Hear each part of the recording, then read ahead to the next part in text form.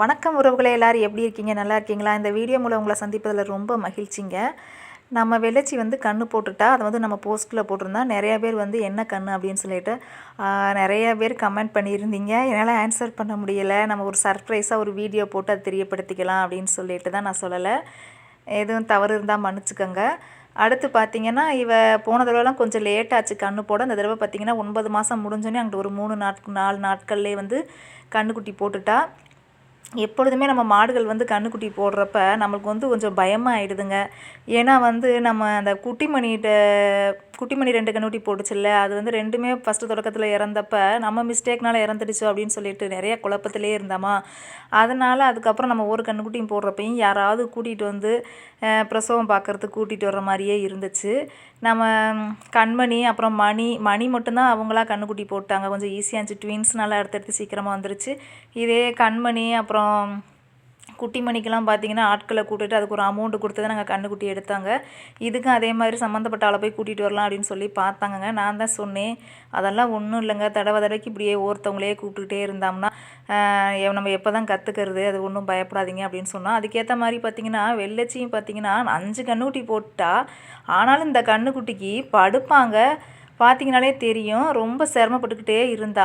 2 கால் மட்டும் முன்னங்கால் மட்டும் 2 நீட்டிகிட்டே இருந்துச்சு. சரின்னு சொல்லிட்டு ஹஸ்பண்டு போயிட்டு அவளுக்கு தெரியாமல் அங்கிட்டு போகலாம் அப்படின்னு சொல்லி பார்த்தானா படக்குன்னு எந்திரிச்சிறாங்க. இப்படியே இருந்துச்சு. பனிக்கூடம் உடஞ்சிருச்சா, நேரம் ஆக நம்ம ஏற்கனவே கொஞ்சம் நெர்வஸ் ஆகிடுமா, ஒரு பயமாகவே இருந்துச்சுங்க. அதுக்கப்புறம் பார்த்திங்கன்னா இப்படியே நாங்களும் நான் போய் கை வைக்கிறப்ப எந்திரிச்சிக்கும். எப்படி வளைச்சி நம்ம சுற்றி போனாலும் அவள் எப்படித்தான் பாப்பாலே தெரியல எந்திரிச்சுக்குவாங்க. எப்பொழுதுமே கன்று போடுறப்ப 2 பேத்துக்கும் சண்டை வந்துடும். அதே மாதிரி தான் இந்த தடவை நான் போய் கூட்டிகிட்டு வரேன்னு சொன்னார். இல்லைங்க, அது ஓரளவுக்கு போட்டுரும், 5 கன்றுக்குட்டி போட்டுருச்சுல்ல, இது நம்மளாம் முயற்சி பண்ணி எடுக்கலாம் அப்படின்னு சொன்னதுக்குள்ள 2 பேத்துக்கும் சண்டை வந்துருச்சு. நீ ஏன் கூப்பிடக்கூடாது அப்படின்னு சொல்கிற அப்படிங்கிற மாதிரி. அதுக்கேற்ற மாதிரி இவளும் பார்த்திங்கன்னா படுக்கவும் எந்திரிக்கவுமா இருந்துச்சு. போனோடனே அப்படியே எந்திரிச்சிக்குது. சரி அவளா கன்றுக்குட்டி போடுவான்னு பார்த்தா டைம் ஆகிட்டே இருந்துச்சு. எங்களுக்கு வேறு பயம். ஏன்னா முன்னங்கால் 2 அந்த இடத்துலையே இருந்துச்சு. அதனால் கன்றுக்குட்டி மூச்சு திணறி இறந்து போயிருமோ அப்படிங்கிற ஒரு பயமும் வந்துடுச்சு. சரி என்ன ஆனாலும் சரி அப்படின்னு சொல்லிட்டு ஒரு சண்டையோடையே போய் கூட்டிகிட்டு வாங்க அப்படின்னு சொன்னேன். அவர் கூட்டிகிட்டு வர போயிட்டாருங்க. சரி படுத்துச்சு, நம்மளாவது கன்றுக்குட்டியை வெளியே எடுக்க ட்ரை பண்ணலான்னு சொல்லிட்டு நானும் வளைச்சி போகிறேங்க. டக்குன்னு எந்திரிச்சிட்றா. இப்படியே படுக்கிறப்ப கால் 2ம் வருது, அப்புறம் எந்திரிச்சோடனே உள்ளே போயிடுது, அப்புறம் 2 கால் மட்டும் வருது. இதே எங்களுக்கு பயமாகிடுச்சு. பனிக்கூட தண்ணியும் கொஞ்சம் உடஞ்சிருந்துச்சு. இதே பார்த்திங்கன்னா ஒரு 1/2 hour கிட்ட ஆகிடுச்சா. ஹஸ்பண்ட் வேறு என்னாகுமோன்னு ஒரு பயமாகவே ஆயிடுச்சு. எப்பொழுதுமே அப்படித்தாங்க. அதுக்கப்புறம் போய் கூப்பிட போனால் அவரையும் காணோம். அவர் எங்கிட்ட வெளியில் போயிட்டாராட்டிருக்கு அப்படின்னு சொன்னாங்க. இதுக்கு மேலே என்ன பண்ணுறதுனே தெரியல. ஒரே பயமாகவே இருந்துச்சு. அப்புறம் என்ன ஆனாலும் சரின்ட்டு நின்ன வாக்கிலே திருப்பியும் லைட்டாக முகமும் தெரிய ஆரம்பிச்சிருச்சு. படுக்கவும் மாட்டா, நம்ம கால் கட்டி போடவும் முடியல. இப்படியே பல சூழ்நிலையில் இருந்துச்சு.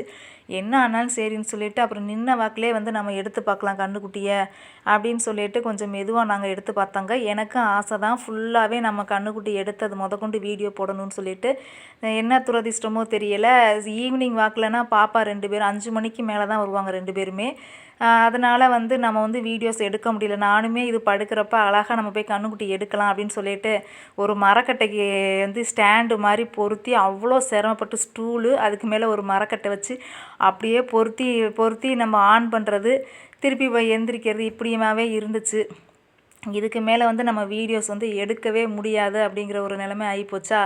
அதுக்கப்புறம் 2 பேருமே நம்ம கன்றுக்குட்டி எடுக்கிறப்ப நம்ம வீடியோஸ் எடுக்க முடியாது. இருக்கிறதே 2 பேர் தான். இதில் வீடியோ எப்படி எடுக்கிறது, அதோட அக்யூரேட்டாக எவ்வளோ நேரம் கழித்து கன்றுக்குட்டி போடுவான்னு தெரியல. அதனால் நிறையா நேரம் போகிற மாதிரியே இருந்துச்சு.